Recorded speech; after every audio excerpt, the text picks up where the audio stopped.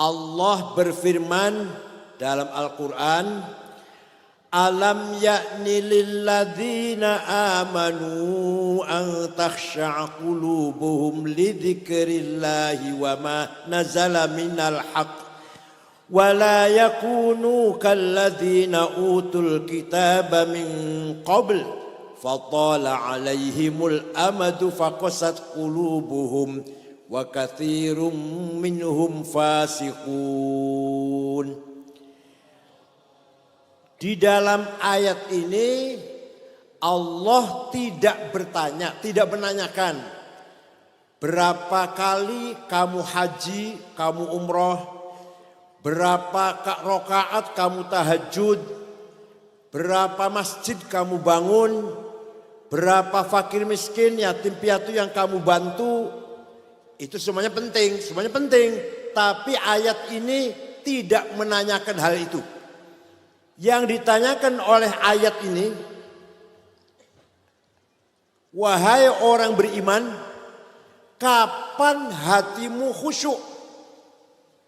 Jadi ditanyakan bukan sholat apa belum, berapa rakaat, bukan. Kapan hatimu khusyuk? Khusyuk apa? Zikir kepada Allah. Dan hatimu menjadi tempatnya kebenaran. Kapan? Kalau sudah, alhamdulillah. Kalau sudah, kalau belum, ya ayo kita berusaha berjuang, ikhtiar agar hati kita selalu khusyuk zikir kepada Allah. Sekarang nama hati itu apa? Hati itu adalah nafkhah rabbaniyah. Fa idza sawaituhu wa nafakhtu fihi mir ruhi faq'u lahu sajidin. Ketika saya sudah membentuk Adam dari tanah liat, saya hembuskan kepadanya dari rohku. Maka semua malaikat hormat dan sujud pada Adam.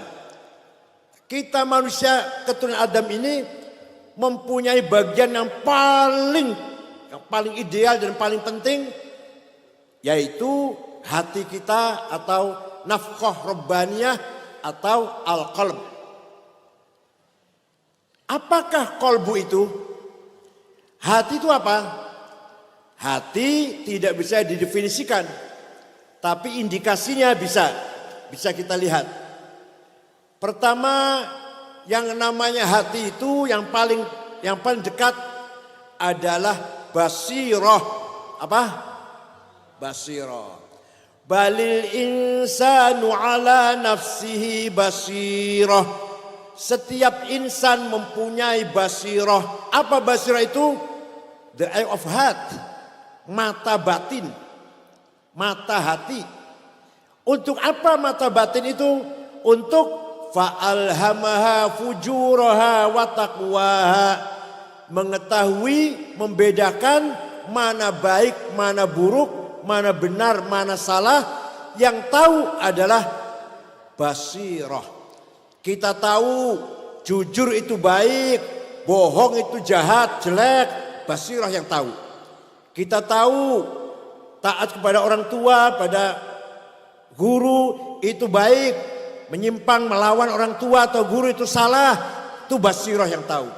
Bukan mata kasat, bukan basor, tapi basirah. Wahadainahun najdain. Basirah menerima najdul haq, mengetahui najdul haq dan najdul batil. Qad tabayyana ar-rusydu minal ghayy. Basirah bisa tahu mana yang ar-rusydu yang benar, yang lempeng, mana al-ghayy yang menyimpang dan melanggar. Itu yang tahu apa namanya? Namanya apa yang tahu? Basirah. Kalau sudah basirah tahu ini benar, ini salah, ini baik, ini buruk, akan estafet kepada bagian hati yang kedua, namanya domir, conscience, moral. Dan domir ini tugasnya mengeluarkan salah satu perintah atau larangan. Kalau sudah basirah tahu jujur itu baik, berkhianat, bohong itu salah, maka domir akan mengatakan jujurlah kamu. Khianat itu salah, janganlah kamu berkhianat. Yang ngomong gitu namanya apa? Domir, if'al, dan la taf'al. Jujur itu baik, sabar itu baik, tawadu itu baik, do it, lakukan. Sombong itu jelek, egois itu jelek, don't do that, jangan lakukan, la taf'al. Itu yang ngomong gitu namanya domir. Hanya domir ada 3 grade. Ada domir ijtima'i, domir lingkungan. Saya kalau di tengah-tengah santri, di tengah-tengah warga NU, waduh sok alim, koyoyoyo, saya. Jadi kalau jauh dari siapa-siapa, entah apa yang saya lakukan nggak tahu. Ini orang punya moral, punya domir, tapi masih sebatas lingkungan. Kalau di tengah-tengah keluarganya, muridnya, santrinya khusyuk, koyoyoyo lah, koyo tenanan. Tapi kalau sudah di Bangkok atau di Singapura atau di Hong Kong, wallahu a'lam. Ini namanya orang punya domir, tapi domir ijtima'i. Masih punya domir daripada di sebelah mertuanya, di depan mertuanya kurang ajar. Itu nggak punya domir di sana. Yang kedua domir qanuni, domir legal formal, moral legal formal. Ada SK ngajar, nggak ada SK nggak mau ngajar. Ada amplop ceramah, nggak ada amplop nggak mau ceramah. Itu masih baik. Yang nggak baik gimana? Amplop diterima, ceramah enggak. Solari, gaji, honor terima, ngajarnya males. Ini namanya orang nggak punya domir. Kalau ada amplop ngajar, nggak ada amplop nggak ngajar, masih mending itu, masih mending. Tapi masih kelasnya kelas domir qanuni, legal formal. Yang terakhir puncaknya adalah mari kita belajar agar kita mempunyai domir dini. Domir agama yang ukurannya lillahi ta'ala. Di mana saja, di tengah santrinya, muridnya atau jauh dari siapa-siapa, ada SK atau enggak ada SK, ada amplop atau enggak ada amplop, kalau memang itu baik kita jalankan. Kalau memang itu tidak baik kita tinggalkan. Namanya apa namanya? Domir dini, moral agama. Konsisten agama. Kalau sudah basirohnya tajam, mengetahui mana baik mana buruk, domir sudah aktif, perintah kita agar baik, agar kita melaksanakan yang baik, meninggalkan yang buruk, maka bagian yang ketiga dari qalbu namanya fuad. Apa namanya? Fuad ini fungsinya hakim yang akan menghakimi kita. Kita baik atau kita buruk. Bukan hakim yang di pengadilan yang paling jujur. Yang paling jujur ada hakim yang ada dalam kolbu kita sendiri. Maka dzabal fuadu maro'a. Yang namanya fuad tidak bisa bohong. Tidak bisa bohong. Maka dzabal fuadu maro'a. Yang namanya fuad tidak bisa bohong. Gak bisa disuap. Gak bisa dihapusi, gak bisa. Contoh misalkan, kamu korupsi ya? Demi Allah tidak. Dalam fuadnya, iya. Demi Allah saya nggak ikut campur, saya nggak terlibat. Terlibat. Saya cuma dapat sedikit, banyak. Pernah gitu nggak? Pernah nggak gitu?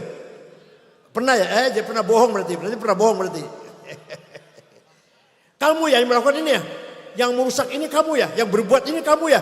Bukan saya, demi Allah sumpah. Saya. Pernah ya? Itu yang ngomong tuh fuad tuh, jujur banget, gak bisa bohong. Kalau hakim di pengadilan bisa disuap. Tapi fuad hakim kita yang ada dalam hati kita tidak bisa disuap. Istafti qalbak, albirru matma'anna ila qalbuk, wal ithmu ma haka fi nafsik. Tanyalah pada hatimu sendiri. Kalau yang kamu lakukan itu dengan tenang, percaya diri, kelihatan orang banyak senang. Misalkan kamu bagi-bagi sembako, masuk berita senang, diberitakan oleh koran senang, langkahnya mantap, tersenyum, berarti yang kamu lakukan itu baik. Tapi kalau yang kamu lakukan itu rasanya alergi, ragu-ragu, maju mundur, tengok kanan tengok kiri, Jangan ada yang tahu, istri jangan tahu, anak jangan tahu, tetangga jangan tahu. Itu berarti dosa yang sedang kamu lakukan itu. Ya, kalau kamu lakukan dengan tenang, senang, berarti yang kamu lakukan albir, kebaikan. Tapi kalau yang ente lakukan itu ragu-ragu, rasanya nggak enak dalam hati, jangan sampai ada orang tahu, itu namanya al-itham. Pasti itu sesuatu yang pelanggaran atau dosa. Mari kita pelihara hati kita, basirah kita, domir kita, dan fuad kita semuanya melalui tarekat Nahdlatul Aulia. Ada lagi bagian hati yang keempat, namanya asrar. The power of secret. Dalam hati kita ada namanya asrar, kekuatan misterium. Maka yang dilihat maunya yang misteri, nggak mau yang kasat, nggak mau yang kelihatan mata, yang rahasia maunya. Itu namanya asrar namanya. Contoh, Gus Dur masih dalam keadaan sakit. Pulang dari rumah sakit, di rumah masih dalam keadaan sakit. Dalam satu kamar itu ada saya, ada Pak Wisnu. Pak Wisnu itu pengusaha, pernah jadi ketua Golkar Jawa Tengah. Ada Menteri Koperasi Pak Cakrawardaya.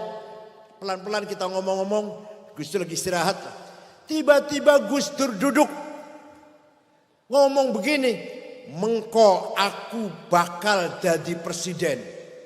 Kita yang dengar kaget. Ini Gus Dur konslet dulu. Gus Dur konslet ini. Ternyata betul jadi. Itu namanya asrar namanya. Suatu hari pagi-pagi jogging, mampir ke rumah saya, minta air minum, minta roti tawar, saya buka AC, tidur, nyenyak Gus Dur tidur, habis jalan-jalan, 20 menit kira-kira, bangun ngomong gini, begitu bangun dari tidur itu, "Kang Said, mengkonek sampean wis umur 56 jadi ketua umum PBNU." Persis saya 56 jadi ketua umum PBNU tahun 2010. Ini namanya orang yang punya apa? Asrar. Mudah-mudahan anggota Nahdlatul Aulia semuanya punya asrar. Insya Allah lepas atau selamat dari fitnah, selamat dari jebakan, nggak akan kesasar, nggak akan sesat karena asrarnya tajam. Ini merupakan rahasia kolbu, luar biasa kolbu itu. Semuanya punya potensi ini, hanya kita mau berusaha apa enggak. Terakhir, dalam hati kita namanya lataif. Apa? Ini kalau dirinci ya 2 bulan selama ini. Lataif itu apa? Sesuatu yang lembut, software yang ada dalam kolbu kita, yang ingin mengenal sesuatu yang lembut lagi, gak mau yang kasar-kasar. Sesuatu yang lataif kita ingin mengenal yang latifah. Di antara latifah adalah alamul malakut, alamil arwah. Itu namanya lataif. Maka para aulia, para waliullah bisa mengetahui rahasia yang ada di Lauh Mahfuz, bisa mengetahui yang ada di atas melalui khawatir, bisikan, khawatir ilahiyah dan khawatir malakutiyah. Itu datanya dari mana? Di kekuatan hati namanya lataif. Paham ya? Maka para wali songo tahu persis bahwa nanti Islam akan tersebar di Nusantara ini. Beliau berjuang menyebarkan Islam dengan tulus ikhlas, dengan latifah, maka beliau optimis Islam akan menang di Nusantara ini. Begitu pula, ini bukan menang politik loh, bukan menang politik, menang itu artinya syiar dan diikuti orang banyak, bukan menang politik, bukan. Begitu pula para sahabat Nabi, semuanya punya keyakinan. Sayyidina Abu Bakar, Umar, Utsman, Ali, dengan hati yang ikhlas, Islam akan tersebar di segala penjuru dunia. Maka baru tahun 30 Islam sudah sampai ke India, ke Cina, 30 Hijriah, tahun 30 Hijriah. Tahun 40 Hijriah, Afrika, Spanyol sudah Islam semuanya. Indonesia sudah nyampe. Di Cina dulu baru sampai ke Indonesia. Walhasil, mari kalau kita betul-betul menjadi warga tarekat, ya, Thariqatul Mu'tabarah An-Nahdiyah, mari kita tajamkan hati kita untuk zikir kepada Allah. Nah, masih mau nggak? Masih mau nggak? Hati zikir pada Allah. Zikir itu ada tiga grade, 3 derajat. Pertama, zikrul asma. Yang kita zikir namanya Allah. Walaupun kita nyebutnya ya Allah, tapi hati kita ya Razzaq, duit. Gitu ya. Mulut kita, lisan kita, ya Allah, ya Allah, ya Allah. Tapi hatinya, ya Razzaq, ya Ghani, ya Mughni. Ya, betul nggak? Itu orang bagus, zikir bagus. Bagus minta pada Allah kok. Tapi yang diminta harta, pangkat, kedudukan, kemuliaan, kebesaran. Itu namanya zikrul asma. Apa namanya? Atau lagi sakit, ya Allah, yang kita minta kesembuhan. Yang kedua, dzikrus sifat. Yang kita zikiri sifatnya Allah. Jadi apa yang kita zikiri? Kudrahnya, iradahnya, sama'nya, basornya, hayahnya, ilmunya, kalamnya. Bukan rezeki, bukan rezeki, mobil, bukan mobil, duit, bukan. Tapi apa? Kudrah iradahnya, sama basornya, ilmu hayah kalamnya.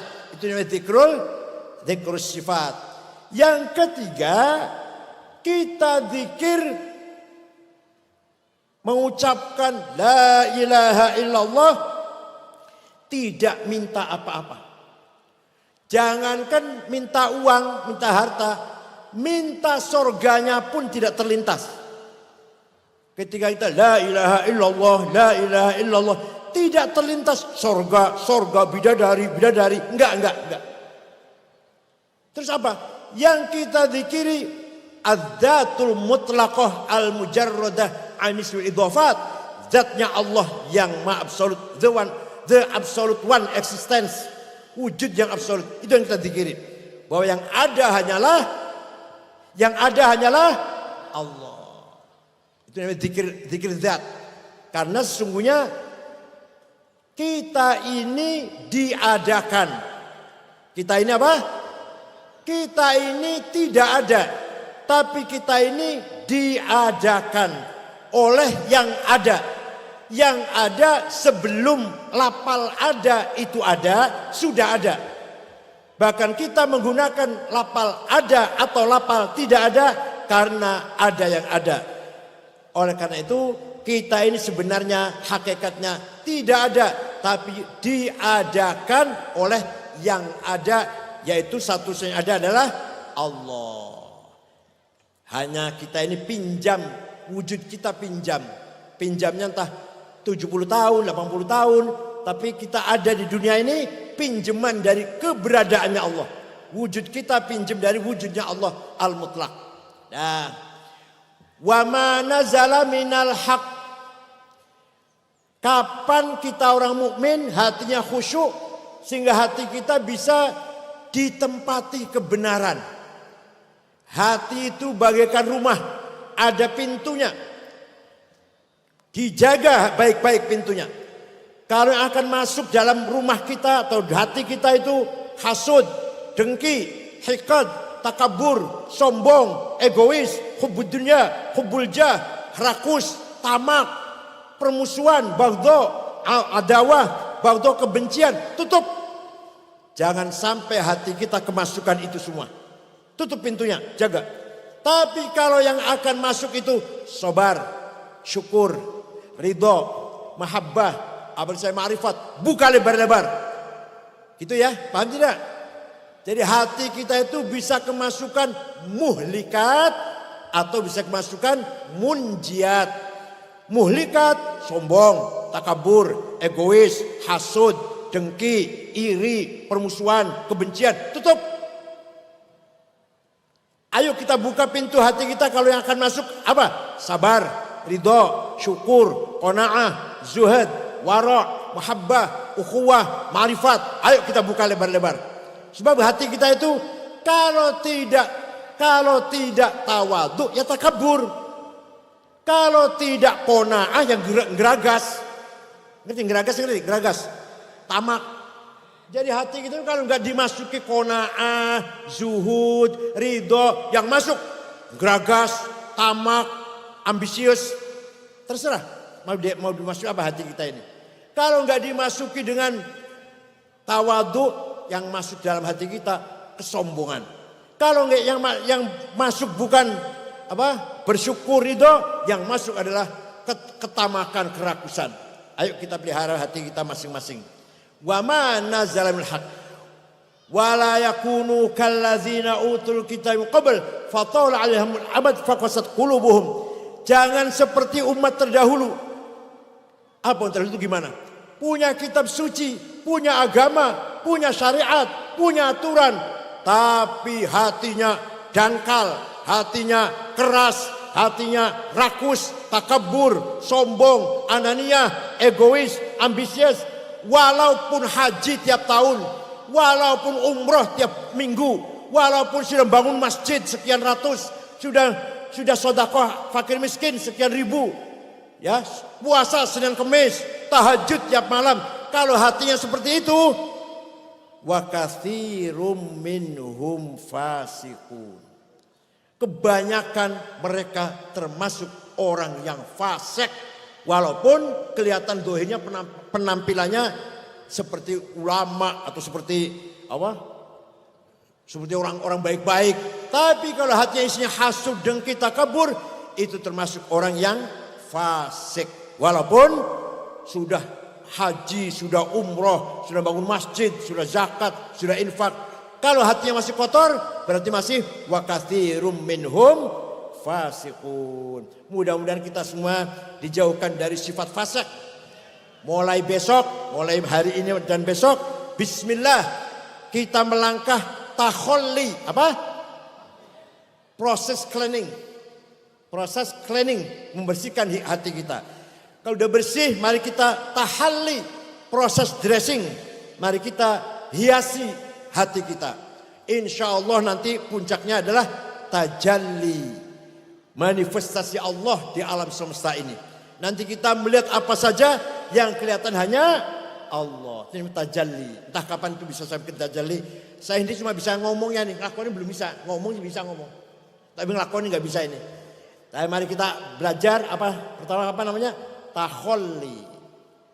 Gimana caranya? Caranya belajar gimana? Namanya belajar. Pelan-pelan. Minggu ini saya buang takabur. Hasudnya masih ada. Ya nggak apa-apa. Belajar. Minggu kedua takabur dan hasud dibuang. Minggu ketiga ananiyah dibuang. Minggu keempat hubbud dunya dibuang. Lama-lama insya Allah takhalli. Paham tidak? Belajar. Kalau hari Senin saya nggak akan marah. Hari Senin. Kalau Selasa Rabu marah. Senin nggak akan marah. Belajar.